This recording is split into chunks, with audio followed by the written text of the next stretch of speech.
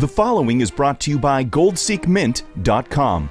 Silver and gold bullion directly from the mint. goldseekmint.com.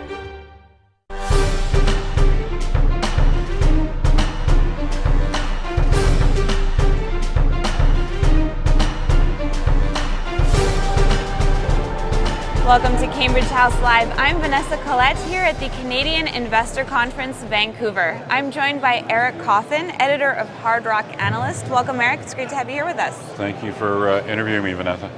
Eric, what's your overall take on the market today? Well, I was in a panel a little while ago, and as I mentioned then, I believe the technical chart analysts call this the "it sucks" pattern. We're well into that. Technical term. Technical terms. It's a postdoctoral thing. I don't want to go into everything, but it's short form. But you know, the thing with all markets and metals is that they're cyclical, and you know, you're getting to the point now where you're just not getting the deposit replacement. You're not getting majors buying deposits. If those majors want to continue to be majors, they can't continue that forever.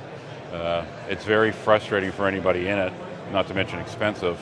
Right. But unfortunately, this is a cycle these markets go through, and there's no getting around it. I think we're probably a lot closer to the end than the beginning now, simply because you are getting companies that really are going to have to go out and start buying these things, or they're not going to be able to grow their own production. Right. Now, you've predicted a 30% gain in the market this year. Are you seeing any movement there?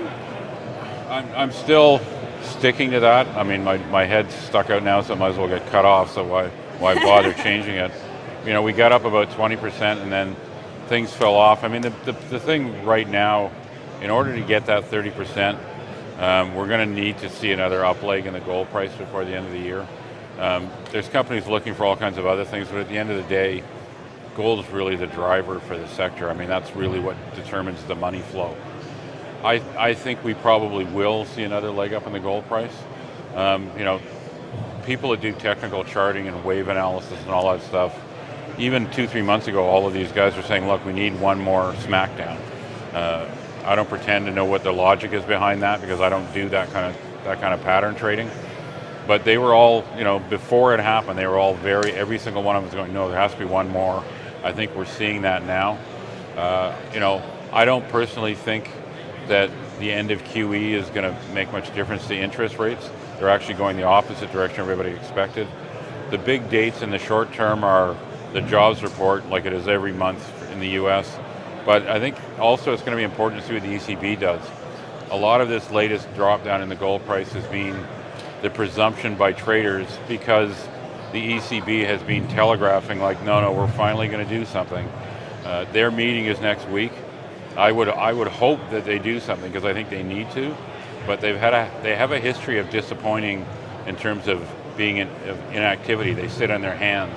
If they do that again, I think you would see the euro get a really big bump, and you'd probably see the gold price get a big bump too, because it tends to trade with the euro. You mentioned, you know, we've been in a sort of a bad period now. Is there it gets good period coming? I mean, what's your overall outlook? Here's hoping. There will be.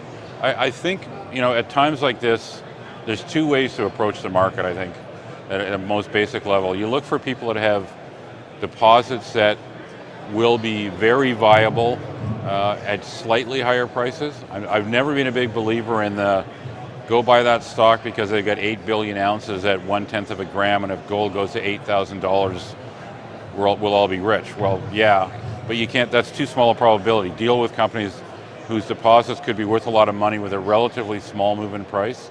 That's one way to go. The other more difficult way and higher risk way, so of course it's the way that I go, is straight up exploration stories. The nice thing with exploration, the bad thing about it is, you know, very few projects are going to turn into mines. That's just how it is. That's the reality. If that wasn't the case, copper wouldn't be $3, gold wouldn't be $1,300. The good side with exploration stories is if someone latches onto a very viable looking discovery, in the short and medium term, it does not matter what the commodity price does.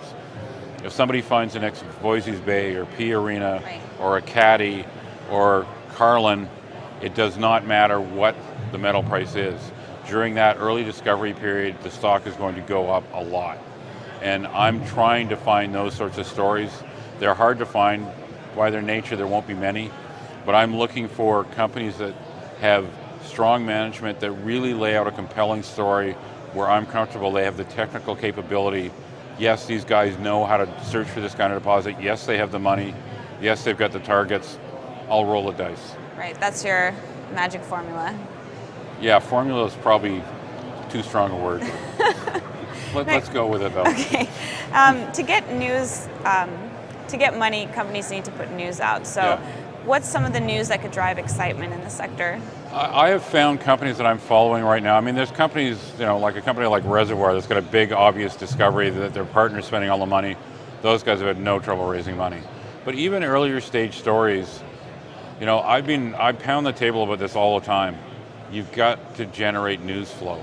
You've got to keep investors interested. And you basically lay out, okay, we have this kind of project. It's a gold project. This is the kind of gold deposit we're targeting. This is what it would need to look like to show that we're successful, because none of these things are overnight. So you need to lay out for traders, we're going to do this and this and this to advance the project. This kind of results will show that we are in fact advancing and adding value to it. And companies that are doing that, they are actually getting some attention.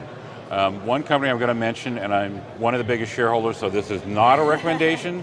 I'm totally not objective, but I use it as an example and I beat other people over the head with it.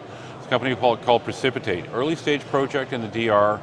Basically what Mike and Jeff have done, they've taken the project and they've said, this is the kind of thing we're targeting. We're going to do geochem, we're going to do prospecting, we're going to do trenching, we're going to do IP. This is the type of result that we need to get to show that yes, there is a target here. They put out probably a news release every week or so for about 2 months as they were doing the work, saying, okay, here's the next one, here's the next one, here's how it all adds up, this is why it makes sense. It's not a screaming success, but it's gone from like 8 cents to 25 cents and they just put $1 million in the bank. Not a huge deal, but it's something I use it as an example because it can be done, but you have to talk to the market. And half the companies out there right now, you've got management groups going around saying, look, the market's terrible, we can't really afford to do a lot of exploration, but we'd like you to do a financing with us because we'd like to pay our salaries and the rent, and oh yeah, there's the car lease on the Porsche. Listing fees. And then they're going, it's really hard to raise money for that. You think? Yeah. Right. Now, you've mentioned that there's a lot of money sitting on the sidelines. Where is the money going to come from? There are people that are just out of the sector. They will come back if things turn. There's a fair amount of institutional money. I've been approached by several institutions that have actually gotten interested. There are sort of, value investors at an institutional level. And what interests them about the sector is, in fact, that it's so beaten up. That's what's attracting them. There is a lot of private money around there that does buy into the story that, look, there's no M&A going on. The majors aren't buying these deposits. 3 years or 5 years or 7 years from now, they're going to have a real problem. And either they're going to be buying things like mad, and or the metal prices are going to move because basically the supply is not going up. There is actually a lot of that money around. I've talked to guys with very large pools of money, and they're very patient investors, but I've noted over the last 6 to 9 months, those guys have really been bargain hunting. They're very, very tough negotiators. And I think part of the reason you haven't seen many transactions is, frankly, they were probably too cheap. They were hoping to get stuff even cheaper than is realistically possible. But I'm starting to see that money move into the sector now. And I think it was a combination of things being bad for another year, so prices came down, and these guys getting a little more realistic about, what's a viable looking deal for the other side. So there is a lot of money privately. I've been approached by groups that are hundreds of millions of dollars. Wow. They're targeting a lot of money, but they're very patient people. Right.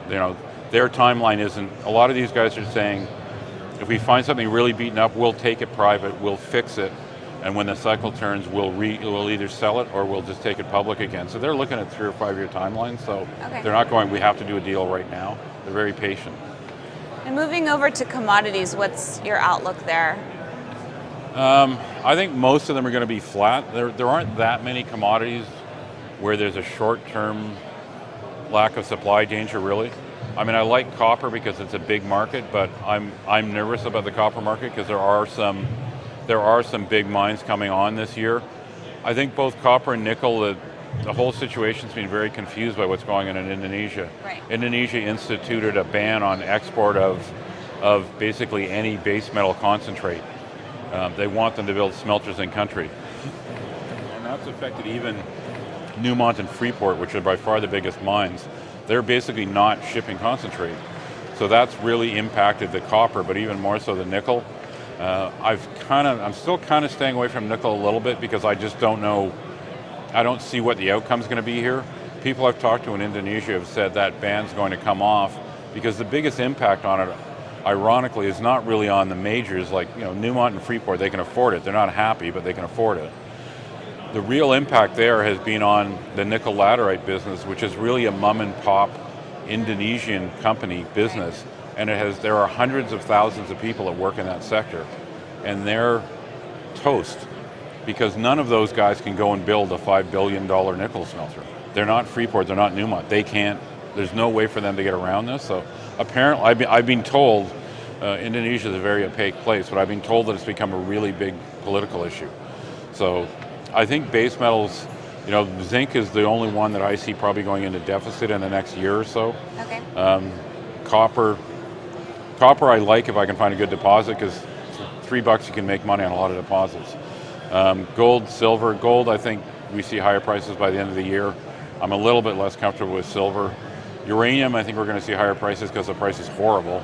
60% of the mines are below cash cost right now. So I mean, it's a stress commodity. It won't happen right away, but it'll happen. I probably stay away from the bulk commodities. Both coal and iron ore, they're dominated by the world's major mining houses, the RTZs, the BHPs. Those guys have very, very, very big projects coming online, and that kind of scares me when it comes to the pricing of that stuff. The one commodity, if you want to call it a commodity, that I think is actually, I'm probably the most comfortable will do well in the next 3 to 5 years, is diamond. Because diamond's been off the radar screen and really no one's been looking for it, and there's really nothing coming on stream. I hate diamond exploration stocks. They're painful as hell. Timelines are enormous. But God help me, I'm actually starting to look at diamond exploration stocks again. That tells you how. It's a sign of the exactly. sign of the bottom. I must be desperate. Great. Well, Eric, it was a pleasure having you on, and we look forward to speaking with you again soon. Thanks for joining us. Thank you very much, Vanessa.